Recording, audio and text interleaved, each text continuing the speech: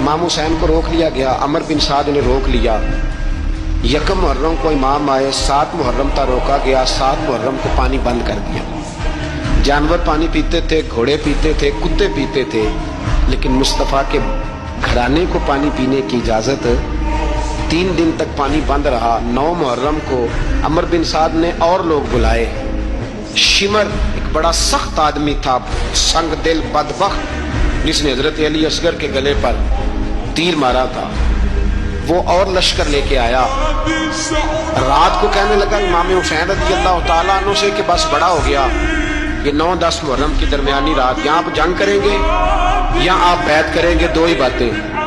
امام حسین اندر گئے، سیدہ زینب سے مشورہ کیا، باہر آئے، فرمایا بات وہی ہے جو پہلے دن والی ہے۔ امام حسین رضی اللہ تعالیٰ عنہ نے فرمایا بھائی بیعت تو میں نہیں کرتا، باقی جو تمہارا پروگرام ہے۔ شمر اور ابن سعد کہنے لگے پھر جنگ کے لیے تیار ہو جائیں۔ کیا انداز ہے امام حسین کا، فرمانے لگے کل جنگ کروں گا، مجھے پتا تو ہے جنگ کا نتیجہ کیا نکلنا ہے، ایک رات مجھے دے دو تاکہ میں کھل کے اپنے رب کی عبادت تو کر لوں۔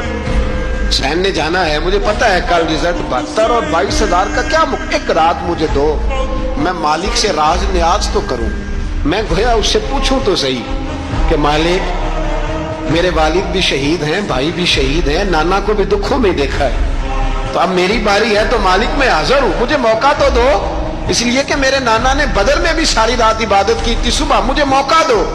اور دنیا کا اصول ہے جب کوئی موقع مانگتا ہے تو دیا جاتا ہے۔ یہ دونوں کہنے لگے کوئی موقع نہیں۔ حر بن یزید پیچھے سے بولا، کہنے لگا نہیں، بدتمیزی نہ کرو، حسین کو موقع دو، تمہیں دینا پڑے گا۔ موقع دیا۔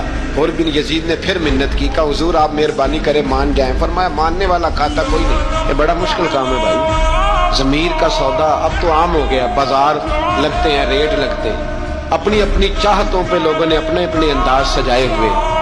کوئی آدمی بس اچھے طریقے سے نام لے لے تو بس ہم اس کے پیچھے چل جاتے ہیں، اب تو عام ہو گیا یہ معاملہ۔ امام حسین نے فرمایا ہو ہی نہیں سکتا، ممکن ہی نہیں ہے۔ ساری رات عبادت میں گزری، ریاضت میں گزری، تہجد کا وقت ہوا تو گھر والوں کو بلایا، فرمایا دیکھنا تمہاری سی کی آواز نہ باہر آئے، خبردار سی کی آواز نہ آئے۔ اور امام زین العابدین سے فرمایا تو بیمار ہے، تو جہاد نہیں کرے گا، لیکن خیال رکھنا پیچھے۔ اور بڑی قیمتی بات بتا رہا ہوں، ہماری بیویاں کسی کے گھر میت ہو جائے تو 4 دن بخار نہیں اترتا۔ امام علی مقام نے سیدہ زینب سے فرمایا تو بڑی ہے، میری بہن ہے، پیچھے سارے بچے ہیں، جوان ہیں، ان کے حوصلے تیری ذمہ داری ہے۔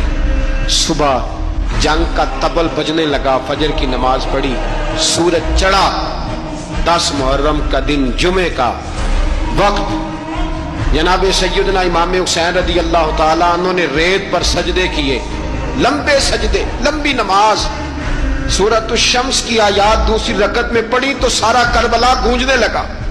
کیا انداز تکلم تھا امام علی مقام کا۔ نماز مکمل ہوئی تو حر بن یزید، عمر بن سعد اور شمر سے کہنے لگے واقعی حسین سے لڑو گے، پتہ نہیں کون ہے، قل لا اسألکم علیہ اجرا، تم نے نہیں پڑھا، الا المودۃ فی القربى، تمہاری آنکھیں بند ہیں، الحسن والحسین سید الشباب اہل جنہ، تمہیں نہیں پتا۔ کہنے لگا چپ کر، حکومت نظر آ رہی ہے۔ اور بن یزید کہنے لگا پھر میرا بھی فیصلہ سنو، مجھے حکومت نہیں چاہیے، مجھے جنت چاہیے۔